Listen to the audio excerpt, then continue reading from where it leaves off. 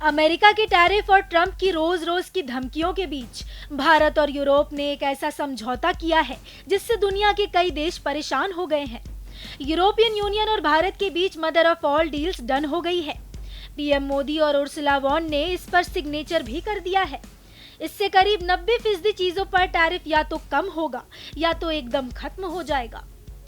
ये समझौता कितना महत्वपूर्ण है आप इस बात से भी अंदाजा लगा सकते हैं कि इस पर लगभग 2 दशक से रुक रुक कर बातचीत होती रही। समझौते के साथ ही भारत अपने बड़े और कड़े नियमों वाले बाजार को यूरोपियन यूनियन के साथ फ्री ट्रेड के लिए धीरे धीरे खोलने की अनुमति देगा।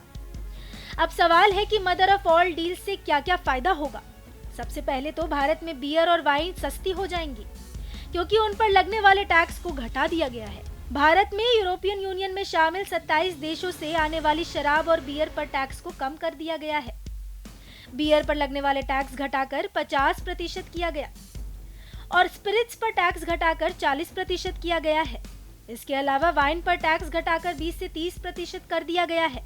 मतलब ये कि देश में विदेशी शराब, खासकर वो शराब जो यूरोप से आती हैं, वो सब सस्ती हो जाएंगी।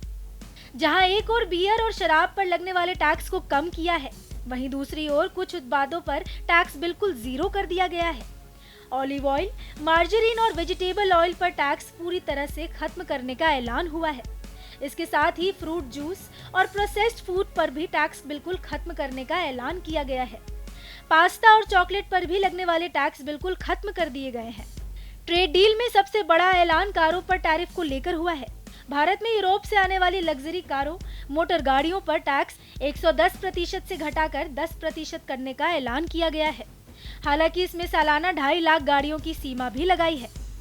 इसके अलावा मशीनरी पर लगने वाले 44% तक का टैक्स ज्यादातर खत्म करने का फैसला हुआ है।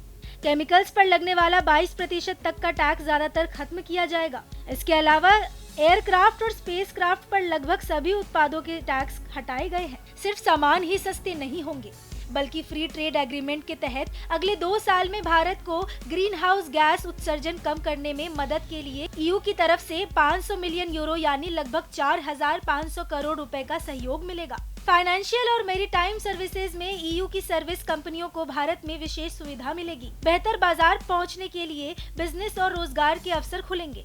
मतलब साफ है, भारत इस डील के जरिए अमेरिका और अरब देशों की बजाय यूरोप पर ज्यादा निर्भर होगा और इसका सीधे फायदा आम लोगों से जुड़ा है।